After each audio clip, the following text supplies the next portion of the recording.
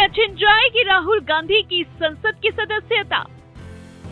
राहुल गांधी को 15 फरवरी तक देना है नोटिस का जवाब। मोदी पर तथ्यहीन आरोपों को लेकर मुश्किल में है राहुल। आखिर राहुल गांधी से इतना क्यों नाराज है बीजेपी सांसद?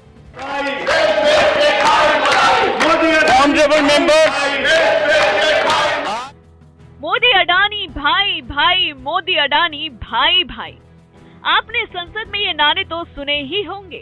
राहुल गांधी जिस तरह से संसद में बोले, उस दौरान उन्होंने सारी मर्यादाएं तोड़ दी। लेकिन उसके बाद तो बीजेपी सांसदों का गुस्सा फूटना लाजमी था। गुस्से में आए बीजेपी सांसदों ने अब राहुल गांधी के खिलाफ मोर्चा खोल दिया है। इसमें कोई शक नहीं, संसद से लेकर सड़क तक राहुल गांधी ने पीएम मोदी को घेरने में कोई कसर नहीं छोड़ी है। भारत जोड़ो यात्रा हो या पब्लिक मीटिंग हो या फिर देश का संसद हो, उनके शब्दों की कड़वाहट सिर्फ पीएम मोदी के लिए ही निकली है। लोकसभा में 7 फरवरी को राहुल गांधी ने पीएम मोदी को लेकर जमकर हमला बोला था। इस दौरान उन्होंने प्रधानमंत्री नरेंद्र मोदी के खिलाफ संसद में बिना किसी डॉक्यूमेंट के अडानी के साथ उनके संबंधों पर सवाल उठाए, जिसके बाद बवाल मचा तो बीजेपी सांसदों ने इन इल्जामों के सबूत मांग लिए। इतना ही नहीं, लोकसभा सचिवालय ने राहुल गांधी को नोटिस भी जारी कर दिया है। सचिवालय ने बीजेपी सांसद निशिकांत दुबे और संसदीय कार्य मंत्री प्रहलाद जोशी के विशेषाधिकार हनन के नोटिस पर राहुल गांधी से 15 फरवरी तक जवाब मांगा है। ऐसे में राहुल गांधी की लोकसभा की सदस्यता पर तलवार लटकी हुई है।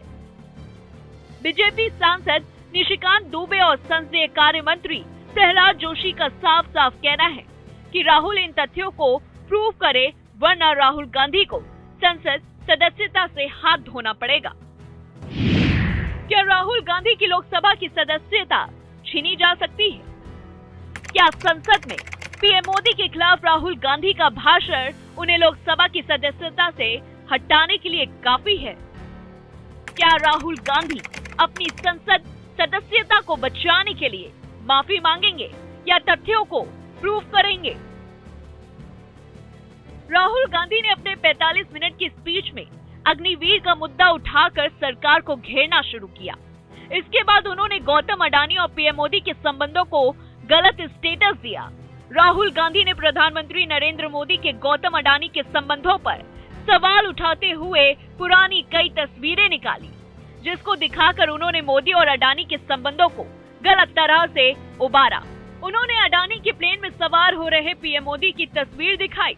राहुल गांधी ने आरोप लगाया कि 2014 में जो अडानी दुनिया के अमीरों की सूची में 609वें नंबर पर थे, मोदी जी के दिल्ली आने के बाद शुरू हुए मैजिक के कारण इतने कम समय में दुनिया के दूसरे सबसे अमीर शख्स बन गए।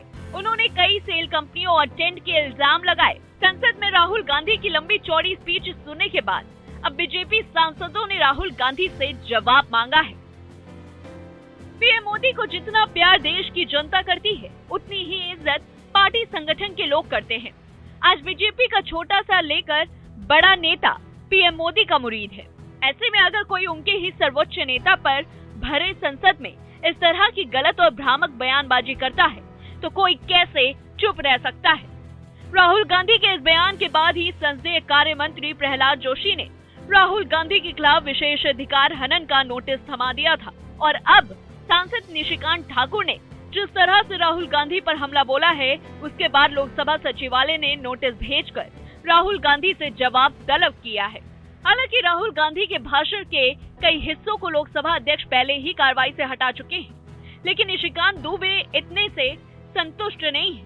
यही वजह है कि उन्होंने राहुल गांधी के खिलाफ पहले तो नोटिस दिया और अब उनकी संसद सदस्यता छीने जाने की बात कह रहे हैं। 2014 के बाद से पीएम मोदी को अलग अलग मौके पर राहुल गांधी के साथ ही कांग्रेस के कई नेता हमला बोलते रहे हैं, लेकिन आज तक उनके खिलाफ कोई तथ्य नहीं दिखा सके हैं और हर हमले के बाद पीएम मोदी को जवाब देते हैं। उससे कांग्रेस नेताओं के मुंह पर ताला लग जाता है। अब जिस तरह से संसद के बाहर बीजेपी सांसद राहुल गांधी को घेरने में लगे हैं और उससे ये साफ है कि अब वो इस तरह के गलत बयानबाजी को सहारने के मूड में बिल्कुल भी नहीं है। वहीं 2024 का चुनाव जैसे जैसे नजदीक आ रहा है, वैसे वैसे नेताओं के बीच तल्खी बढ़ती जा रही है, जिस वजह से इस तरह की बयानबाजी सामने आ रही है। वैसे भी विपक्ष के पास मुद्दे की कमी है और इस तरह के मुद्दे वो छोड़ना भी नहीं चाहती।